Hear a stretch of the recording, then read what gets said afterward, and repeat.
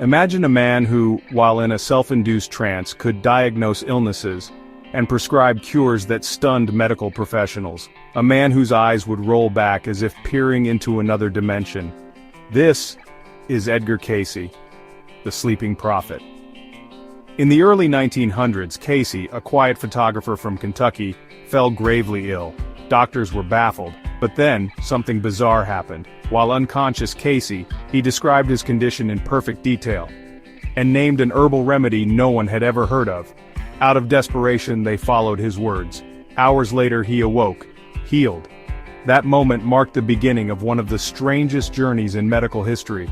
He went on to diagnose and heal thousands, many while deep in trance, some even from afar. Among the thousands Cayce helped, one case stood apart, both for its mystery and its power. A young member of the Rothschild family had fallen gravely ill. The diagnosis? Unclear. The symptoms? Debilitating. Medical specialists from across Europe had tried and failed. Out of desperation, they turned to Edgar Cayce. As usual, he lay down, his breathing slowed, his eyes rolled upward, and then he began to speak. He described the illness in perfect detail. Inflammation of the nervous system, caused by a rare toxin affecting the spine. Then the prescription, a compound called gold chloride with atomic iodine and bromine tincture, infused into a rare oil extracted from apricot pits and camelina. It wasn't something you could find in a pharmacy. The formula had never been published, never patented. But there was one person in rural France, an alchemist and herbalist, who was known to experiment with rare metallic infusions for nervous disorders.